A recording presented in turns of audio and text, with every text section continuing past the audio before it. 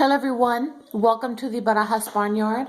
Today I wanted to make a houseplant video about our fiddle leaf fig tree, which we have inside of our dining room between two windows. We have that window there to the left, which is north facing, and it is also between actually a whole bay of French windows and French doors. Please excuse our messy patio. You can see that through these windows we get direct lighting. The direct light also shines onto the plants on our dining room table as well. You can see we get direct lighting here. These guys also get direct lighting, and I believe that this direct morning light, since this window or all these windows here are east facing, our plants here received direct light, but the key is morning light. It's the soft, bright morning light. It's not hot, it's not burning. So although these guys get direct light, which many people say you should not expose these guys to direct light, you can see that they have absolutely no burns anywhere. No dryness. I think this fiddle leaf fig is as close to perfect as any. So I've had this for less than 6 months, a couple months now. I don't remember exactly how long, but it's been a couple months. And when I bought it, it was only this tall. This leaf and this leaf back behind here, these were the top two leaves. So it was only this tall, and it was small enough where I could carry the entire tree under one arm and my baby under the other. And it was all full in here with leaves. There was also, this secondary tree right here, but I removed all these lower leaves to give this secondary tree more space to grow, and also to allow more light to enter and hit its leaves, because I am trying to get it to grow as big and beautiful as its sibling. And you can see here it is doing that. Actually, since I've bought it, I think this top leaf is new. And so I think it came with this one down here, this lower one. But you can see that we have new growth right here, which is coming in very beautifully. And since this was all full of leaves down here, basically from the base up to the top leaves, this one here was pushed down, which is why it has doubled over. But since I have created more space for it and allowed more light to hit it, it is, you can see the new growth is facing upwards. So I'm hoping and I believe it'll start growing upright. So that's what's going on there. And so within the few months that I've had it, you can see how much it has grown. All this is new growth. You can see that these leaves that have since sprouted since we brought it home, they're bigger and more beautiful than the leaves that it was putting out. You can see how huge these are. I mean, look how big that is. And that is the second to the top leaf. This right here is the top leaf, which is big as well. But, so a lot of people say that fiddle leaf fig trees are difficult to care for, or difficult to keep alive, let alone actually grow and have flourish.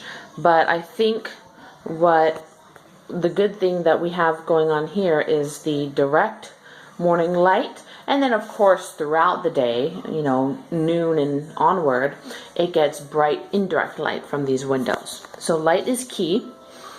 And watering. Watering can be kind of tricky.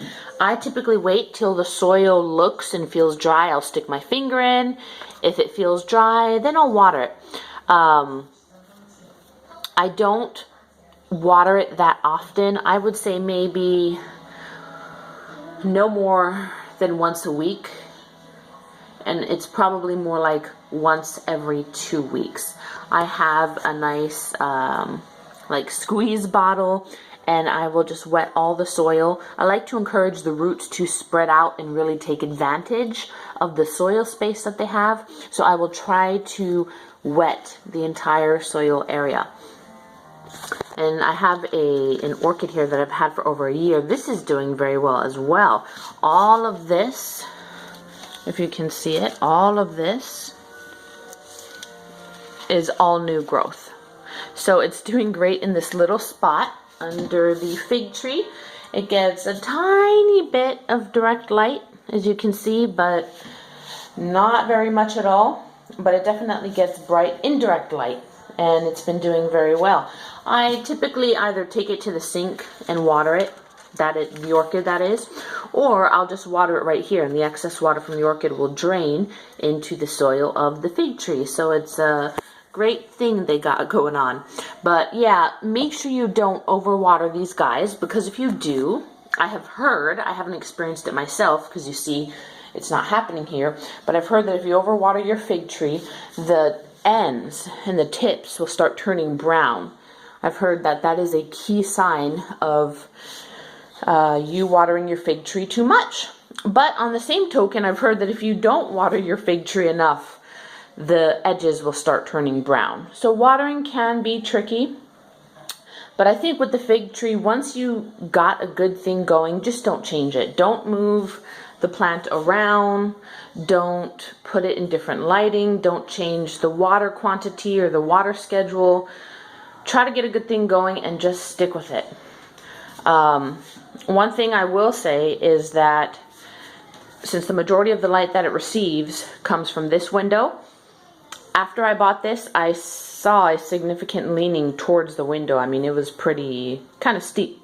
So what I did was I rotated the pot, and you can kind of see how I made it lean towards the other window, which doesn't provide it with as much light. So it forced the new growth to kind of lean back towards the other window, but it's not actually leaning, it's more just growing straight up. So I'm trying to balance the leaning and the direction of the growth, and it's doing great. I mean, you can see the new growth at the top is pretty much just erect. But that's what I do. You know, I just rotate it, just rotate the base, and that way I can, you know, get all the leaves exposed to the direct light, and it is doing great. So this is our fiddle leaf fig, and I'm actually worried about what I'm going to do once it reaches the ceiling, which will probably be, I mean, within 6 months it'll probably reach our ceiling if it continues to do as well as it has. I do fertilize this guy, but I'm not a big fertilizer. I don't know, I'm just not good like that, so I don't fertilize it that often. I really only fertilize it when I remember, which is maybe once a month, or maybe once every month and a half. I do notice though that when I fertilize this, I do notice immediate growth after. So that is something that I have noticed. Here you can see there's a, I don't know if you can see that, but there's this nub right there. That should be a new branch coming out. So I'm excited for that. You can see it down there. That is a sign of well-being for the tree. There it is. And then also there's new growth. Let me peel. There it is. So we should be getting more leaves very soon. So we have new growth all over the place. One here at the very top of the tree, so it should be growing taller. We have a sign of a new branch that should be coming out. And then his little sister, little brother down here also has new growth that should be coming out. And hopefully, I really want this one to pick up and really get its momentum going, like the one next to it. So that's what I'm hoping for. Now, I do have a catch tray in here for the excess water. Another reason why I have to be careful about watering this guy is the catch tray. I mean, you can see there's not a lot of room for a large catch tray. So it's very easy to overwater this plant and have the water overflowing from the catch tray, and then it just collects in this, metal pot, which is not good because it'll rust. So I'm very picky about the water. I actually go in with the flashlight and look at the catch tray in between there to see if it's overflowing or not. And once I see the water collecting in the catch tray, that's when I stop watering. And I'll probably, it's still a little moist. I don't know if you can tell in the video. Still a little moist, so I probably will not water this until next week. And there are insects that live in here. I think there's one. There's a couple of these, like, not a couple, but there's a ton of millipedes that live in here. But I think they're beneficial to the plant. So far, they don't seem to be harming it, so I've left it. And I do need to repot the orchid. The medium in here is old. It's over a year old, so I need to get more moss. I believe that is peat moss, so I'm going to be repotting that soon. But both of these guys are doing very well. So I'd love to give anyone any tips. Those of you who have fiddly figs, maybe your figs are doing great. That is great because these are great trees and I love them. Or if your fiddly fig is not doing great, leave me a comment.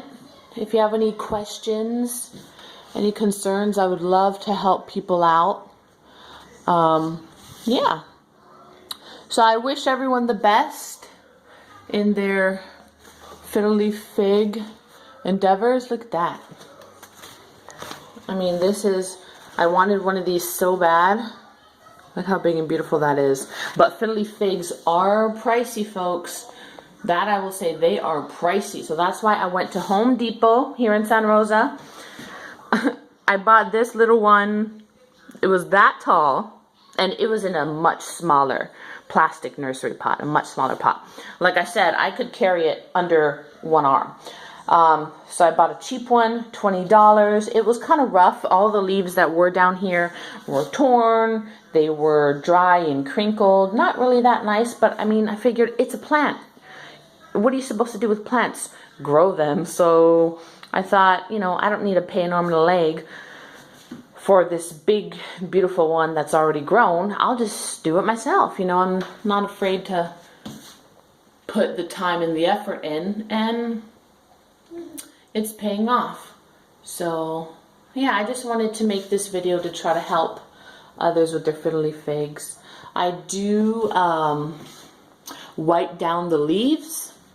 You can see these here are nice and shiny, a deep dark green. I wipe off the leaves to aid the plant in its photosynthesis, and also because it looks better. This leaf here is a little dusty.